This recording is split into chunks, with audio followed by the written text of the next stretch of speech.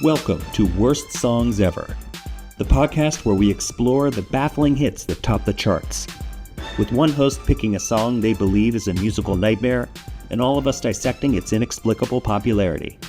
Tune in, but beware. By the end, you might just question your own taste in music. All right, so this is the first episode of Worst Songs Ever. Each week, one of us picks a song that we do not understand how it was ever such a big deal. So what we'll do is we'll listen to it, and then afterwards we'll take turns. We'll go around, share our initial thoughts, and then I'm going to tell you why the song is one of the worst songs ever.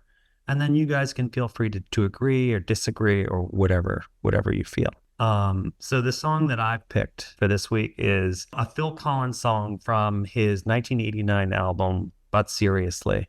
Something happened on the way to heaven. Is it But Seriously? B-U-T-T? Seriously? Is that what you said? I believe it is, yes. Brennan, have you heard this song before? I don't think I've heard it before. All right, so you've never heard it. Rob, you've listened to it a few times, right? I did today, yeah. Okay, some quick information about the song. This album, But Seriously, was something like the third or fourth, maybe the fourth solo album from Phil Collins. At this point, he was already a successful solo artist, but he was still the drummer and the singer in Genesis. Now, at this point in his career, he'd already had multiple number one singles. So he was already really doing well. Like one could make the argument that he was in his prime as an artist and as a pop singer. It's definitely like a dated 80s song. You know, it's got some bad guitar and synthesizers, and it's definitely dated. But when I think of Phil Collins, though, I don't hate Phil Collins necessarily. And there's when you first texted that song a couple of days ago, when I first started listening to it for the first 30 seconds, I hated it. Like I was like, oh my God, like this is really bad. And then grew on you. No, and then like Phil Collins started singing, and then I was just kind of like, oh yeah, I remember Phil Collins. Like, and it just kind of, he gets into it a little bit, and then the refrain is good, when he's like, you're all I need, like when he really gets into it, and like he's doing that like Phil Collins thing, like it's good. Like, I mean, I was kind of jiving with it a little bit, and it brought back some like fond memories of Phil Collins when I was younger. And, I don't know. I mean, would I listen to it again? Probably not, but it's not like, I don't hate it by any means. I mean, I want to be clear. I don't have a problem with Phil Collins. I actually like him.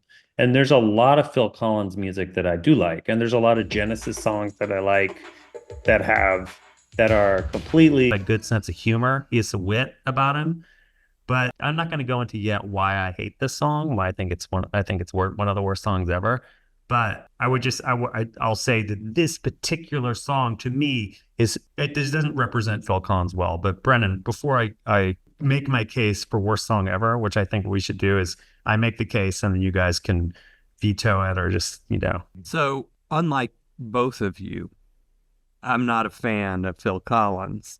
Like, oh yes, I had the other album with his fucking face on it, whatever. No jacket required, which I believe you got for 1 penny. Am I right? Yeah, from BMI Records. And so I did, I certainly have listened to, but Phil Collins is not good. Like all of Phil Collins stuff is kind of canned, kind of pat, he feels it, and he's kind of underdog. And he kind of feels it. And so, like, I don't necessarily love it or any tame. And even when he's being, like, cool and tough, it's like someone who's not very cool or whatever, like, doing the cool thing. And you think this is dog shit, right? This lyrics aren't very interesting ever. The music is never interesting. But, like, he's just phoning this in. It's like Chat GPT 2.5 wrote this And it's like drivel, like looking at the lyrics, it's just like, here's another canned thing, and it kind of fits in, but it doesn't really, it's not really telling a story. It's like, where the fuck does, you're all I need, please believe me, and how many times do I have to say I'm sorry? How many times can I say I'm sorry? Yes, I'm sorry. What the fuck are you sorry for? Where's the story? What's like, it's just so like, here's all these cliche things, and It's bland, right? and it's not even rhyming in a way that the song sounds like it should be rhyming. It's just kind of like, well, and yeah, then it has all the canned guitar that, I'm not blaming Phil Collins for. It's the fucking 80s. Like that's when that was just kind of constant. Or is this the 80s? Yes. 89. It came out in 89, and this song was released in like August or September of 1990, and it went to number 4. So it never made Fucking it was serious? that's pretty flat with number 4. And this song was a fan favorite at his concerts because, and I think you can feel like, okay, so let me get into it. Thank you, Brennan. I thought Wait, hold on. Before you tear it apart. Right. I said this last time when we were bringing up this idea of doing this, but music's kind of a weird thing, right? Because it's like everyone hears it in a different way, right? And I think oftentimes, like, there's a lot of music that I can't stand that most of the world loves, right? But I think sometimes with music, it really depends on the time period you listened to the first time, the situation you're in, your life at the time. Like external factors sometimes apply to whether you like or dislike music, right? Like sometimes, like, you might be in a crap period of your life and you heard the song and you were thinking a certain way and you're like, oh my God, this fucking sucks, like, and I have music like that. In fact, the one that I'm going to pick for our next one is something similar to that. Like it is a terrible song, I do think. But I think the external factors at the time sometimes play a heavier role in your like or dislike of music. That's just my opinion. I agree. No, context matters. But what I want to do with this is a try. Well, so I want to try to when I pick a song that I can make a case for why it's terrible beyond just, oh, I was going through a rough patch or I just don't like it. Like I want to think it through and try to like have a theory for why I think it's bad beyond just like my own visceral reaction to it. And then you guys can shoot it down or you can agree either way. So it's like the whole point is that we can sort of talk it out maybe. But I do agree. Yeah, context is important. But for me, like, yeah, the 80s, like I was never like I wasn't like Brennan running out to buy Phil Collins albums. But I did appreciate, I guess he had quite a few songs that I did really like. And I think Genesis specifically, like, give all the cons that I don't like about it. So on the positive side, I would say that he does, to your point, Rob, feel like he's all in. So the production value and the mechanics and the the skill level is all very high, and the production value is as good as it can be. The problem is the song, like the music and the message are completely out of sync with each other, because the whole fucking song is about this relationship that has like fallen apart, and he's sorry for something, but he wants her back. And it's like, how many times do I have to keep saying, I'm sorry, I want you back? And it's like, it's a desperate, story. It's desperate. He's trying to get her back, and he feels really bad about something. And he realizes that what this thing that he had, really, he cherishes and he wants it back. But the whole song is like this jazzy, upbeat, like fun, fanfare, dancey, like empty, don't know what you've got till you lose it. Like, yeah, ChatGPT 2.0. Well, that was then, this is now, and I want you back. How many times can I say I'm sorry? So he's like, how many times can I say I'm sorry? And this is the part where I realize the song sucks. Is there's a backup singers that say he goes, Brennan, we used to How many times? how many times? He's like, how many times do I say I'm sorry? Like, you should be saying you're sorry until you get her back. You shouldn't be complaining about. It's also, it's kind of stalkery. It's very. You know? Yeah, he's like, It's like you Yeah. can, you can run, not leaving till it's over. yeah, to tell him, no, unless you come with me. Right, unless you come Like with a me. total, he's a predator. And what I think is going on is he's coasting at this point. Yeah. Like he's had 4 albums out. He's Yeah. like, he's just like, I'm fucking a pop star. I'll do whatever. He's like, let's do a jazzy little tune with some little funk, and we'll get some singers, and we'll do this little song. What do we want to call this? Oh, that sounds really nice. We need some lyrics. What do we got? What do we got in the old files? Oh, I got these lyrics. And I'm just like, worst song ever. Have you taken a look at the chat? Yeah, I don't think that's the same song.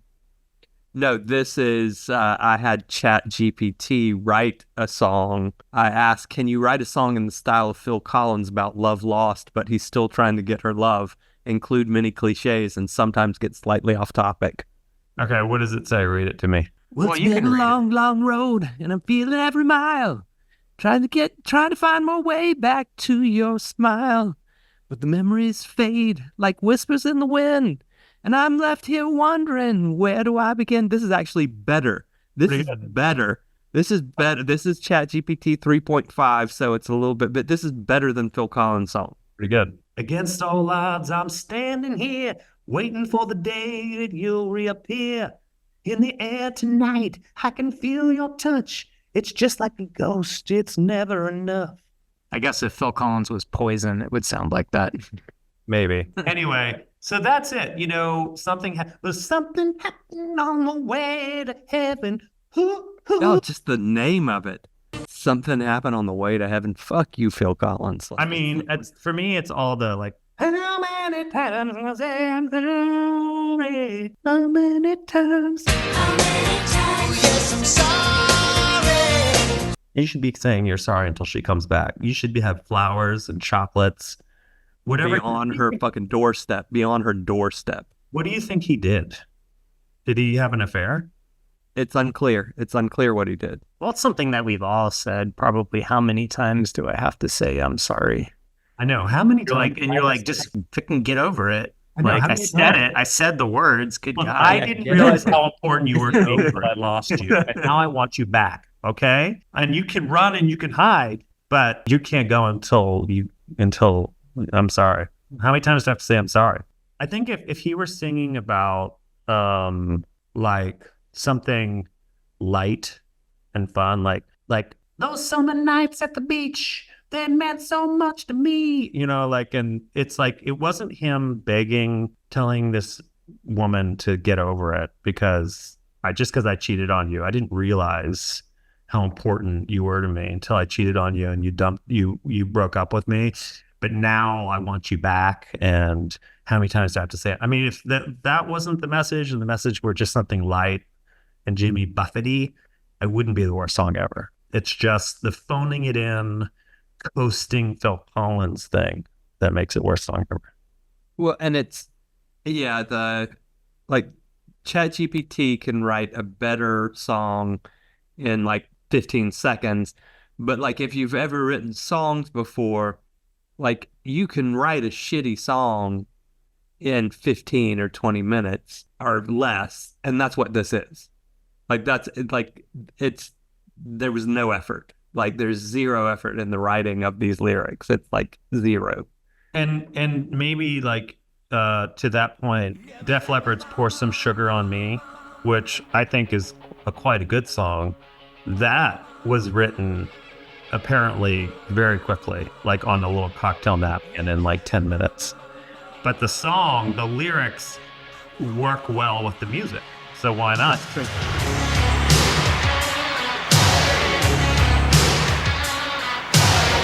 like a bomb, baby, come get it on. Living like a lover with a radar phone. Yeah, you want to pour some sugar on him.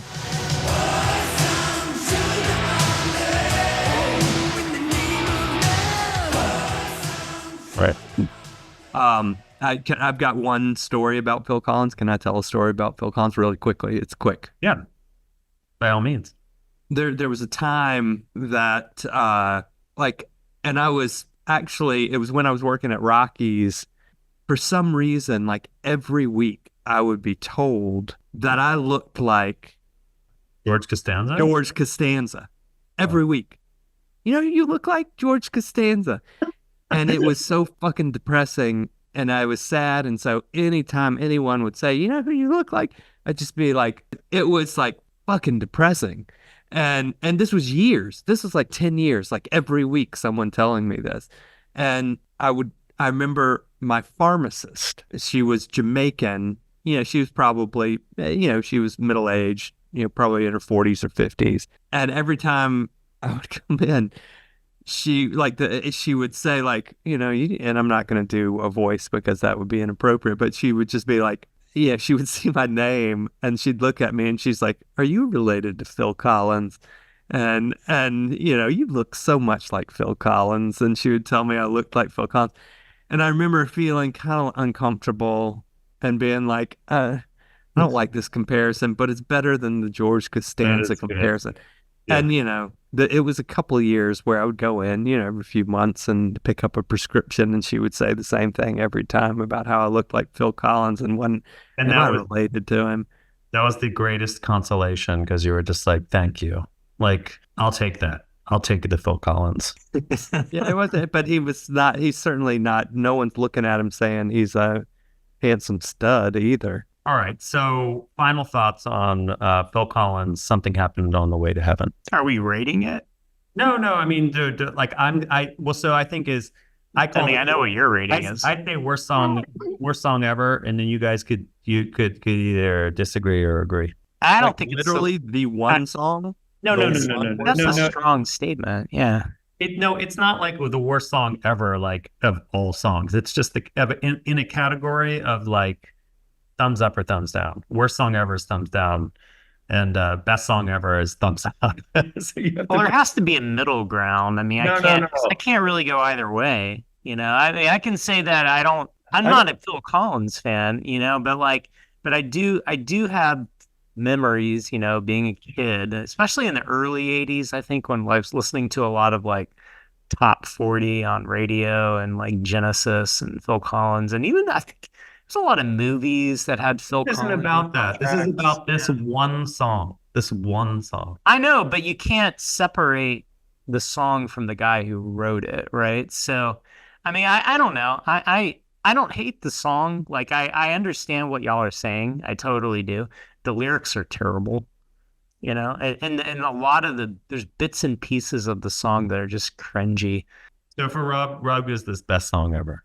Yeah, Rob loves this song. It's just, it's almost like no opinion. I mean, it's terrible. It's a terrible song. Like, are we going to find worse songs? Sure. Yeah. Sure. But it's a terrible song. It is a terrible song, and it's like, and I'm not, Phil, even though I'm related to Phil Collins and like his doppelganger, I understand why he has some of the fame that he has. And this is exactly like you're saying, Andrew. It's him phoning it in. All the music is canned. The lyrics are canned. This was put together in like 20 minutes. And they're like, all right, we filled up the album. And like, it's terrible. It's a terrible song. It's terrible. And it's like an anthem song, it's like those big like anthem songs, if that makes sense. Yeah, it was really huge in concert. People went crazy and they loved playing it. And you can understand why, because it's a big band. But yeah, you're sitting there in the audience, you're like, what are you talking about?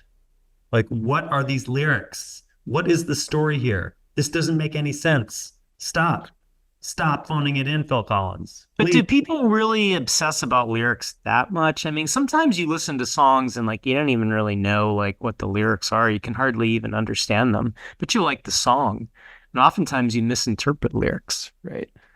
When a band or a singer-songwriter has lazy lyrics, it really detracts from the song for me. And the reverse has the reverse effect. Like, really, thoughtful poetry, like laid down underneath good music, just everything elevates, and I love it. I think it's great because I'm like, No, oh, but I think there is something for me. There is something worse if someone is really trying hard and it's fucking terrible. Like that is worse to me. I'd prefer Phil Collins phoning it in than someone like thinking they've got a super deep thought and they worked on this for a really long time and it's terrible. well, that's a different kind of worst song ever, I think. Yeah, I think you're right Yeah. about it. There's different kinds of worst song.